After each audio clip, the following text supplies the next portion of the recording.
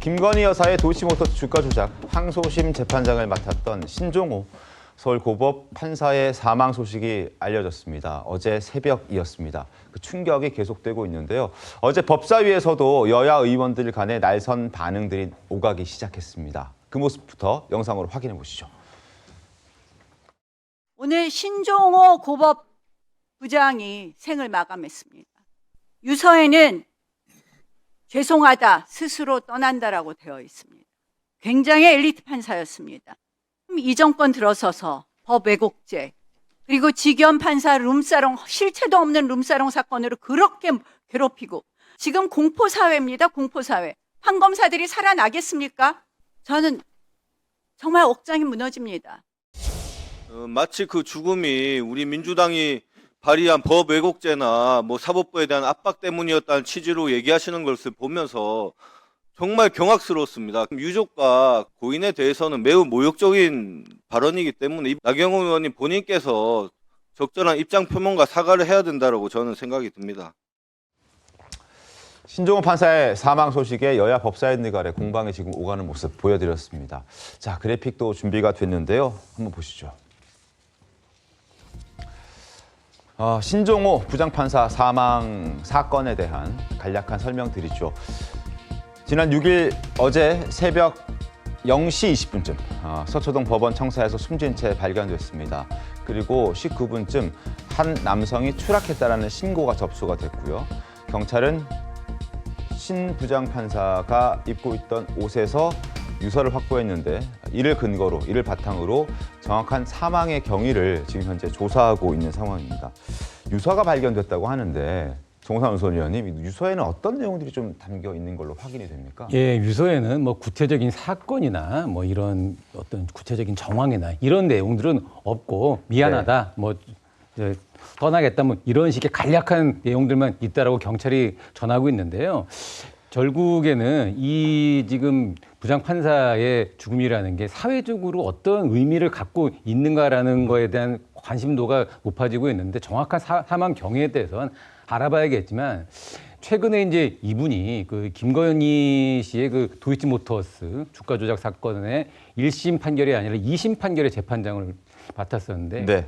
1심에서는 무죄가 나왔던 부분이 2심에서는 유죄로 이제 바뀌었고 그 부분에 대한 판결을 했던 그런 판사입니다. 근데 최근에 이제 소위 내란 재판이라고 해서 과거에는 볼 수 없었던 장면들이 자꾸 벌어지고 있는데 재판 장면이 전 국민들의 관심이 높다는 이유로 재판 장면이 그대로 이제 생중계가 되고 과거에 같은 경우에 재판장은 법원의 이름으로 판결을 했었지 누구누구 판사의 이름으로 판결을 했던 것이 별로 없었단 말이에요. 근데 네. 요즘은 이런 정치적 판결들이 좀 주목을 받으면서 판결이 유죄가 나오고 무죄가 나오고 이럴 때마다 판사 누구야, 고향이 어디야, 출신이 어디야 이런 것들을 자꾸 뒤져보는 분위기가 사회적으로 팽배가 되면서 이 판사 개인도 어떤 정치적인 사건을 했을 때 느끼게 되는 심리적 압박, 부담감 이런 것들이 엄청나게 커진 게 사실이고요. 이런 것들이 이번 사망에 어떤 영향을 미쳤는지 안 미쳤는지에 대한 유무를 떠나서 이런 사회적 분위기가 좀 문제가 있다는 그런 공감대가 좀 확산됐으면 하는 바람이 좀 있습니다. 네, 사망의 경위를 떠나서 법원 내부는 큰 충격에 빠졌습니다. 화면 보시죠. 한 고법 판사는 정말 소탈하신 분이었고 완벽주의적 성향도 있으셨다. 주말이고 휴일이고 일이 있으면 내내 근무만 했던 그런 훌륭한 분이었다라고 기억하고 있고요. 또 다른 부장판사는 판사들 지금 너무 충격적이다. 충격을 너무 크다. 열심히 일하던 분이고 성품도 좋으셨다라는 얘기도 나오고 있습니다. 엘리트 판사 출신이고요.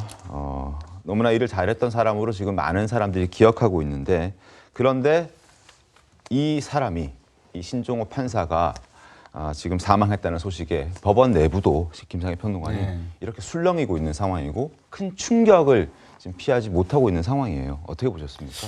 참 안타깝고요. 유가족의 진심한 애도를 표합니다. 지금은 이 안타까운 죽음에 대한 애도를 표하고 차분한 진실 규명을 기다리는 것, 그리고 이후에 아주 진지한 토론을 통해서 문제가 있는 부분들을 개선하는 것이 필요할 것 같습니다. 네. 지금 정치권에서 이것을 이용하기 위해 누가 누구를 공격하는 것은 상당히 부적절합니다. 사법부를 중심 시각으로 놓고 볼 때 어느 정치권이 다른 정치권을 말할 자격이 있습니까? 항상 모든 재판에 한쪽에 유리하면 환호, 칭찬, 불리하면 비난이 이어졌던 것 아니겠습니까? 그래서 저는 나경원 의원도 좀 자중하셔야 된다고 생각하고 네.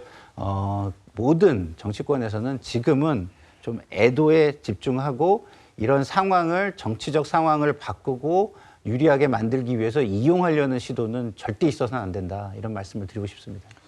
한 판사 출신 변호사는 신정호 판사가 사회적으로 너무 주목받는 큰 사건들을 여러 차례 맡아봤다는 점에서 굉장한 부담을 느꼈을 것이다 라는 얘기도 했습니다. 들어보시죠. 온 국민의 이목이 집중되는 메가톤급 사건들을 동시에 처리하며 느끼는 심리적 압박감과 수면 부족은 인간의 한계를 시험하기도 해. 법관도 감정을 느끼고 상처받는 인간이야. 내 편에 유리하면 명판결, 불리하면 적폐 판사로 매도하며 법관 개인을 악마화하는 이런 극단적인 분위기는 없어져야 해. 정원희 대변인님, 뭐 일각에서는 내란 재판부법이 도입된 이후에 업무가 과도하게 늘었다라는 평가도 있고요. 그리고 정치권의 압박이 굉장히 스트레스를 심화시켰을 것이다라는 지적도 나오고 있는데 어떻게 보셨습니까? 실제로 정우상 논설위원 지적하신 부분과 앞서 본 문 변호사의 이야기, 네. 법관들 사이에서는 많이 얘기가 되고 있는 것 같아요. 저도 최근에 후배 법관하고 이야기를 하는 과정에 본인도 좀 사회적으로 관심이 집중된 사건의 판결문을 쓰는데 내일 언론에서 내 판결문에 대해서 어떤 평가를 할까 이거에 대해서 신경 안 쓸 수가 없다고 하더라고요. 그러니까 이 법관들이 사회적으로 아주 논란이 되는 판결에 대해서 최근에 분위기는 어떤 거냐면 그 판사의 성향이 어떻다. 그러니까 뭐 아까 말씀하신 것처럼 고향이 어떻고 판사 내에서는 그러니까 법원 내에서는 어떤 특정 뭐 연구 집단에 소속해 있던 사람이라든가 이런 식으로 판결과 이 판사의 내용을 자꾸 연계시켜서 어떤 의도를 갖고 판결을 내렸다라는 것들을 자꾸만 확대 재생산하려는 대중의 감정이 계속 확산하고 있는 게 문제라고 생각합니다. 저는 이런 사건을 계기로 어떤 보완책이 마련돼야 한다고 생각합니다. 과거처럼 지금은 굉장히 SNS를 통해서라든가 미디어를 통해서 판사의 신분이 노출되는 것이 굉장히 자유로운 상황에까지 이르렀잖아요. 네. 그러니까 그 판결을 내야 하는 사람 입장에서는 더 부담스러울 수밖에 없고 극도의 스트레스까지 연결되는 것 같은데 이런 부분들을 어떻게 이 법원 내에서 해결할 수 있을 것인가에 대해서 법원 구성원들이 좀 논의를 해야 될 것 같아요. 이거 밖에서 뭘 감나라 배나라 할 것이 아니라 법원 구성원들이 느끼는 문제의식이 뭐고 또 그것들을 해결하기 위한 대안들은 무엇이 있는지 좀 논의가 필요한 사안이라고 생각합니다. 알겠습니다. 자, 고인의 명복을 빌겠습니다.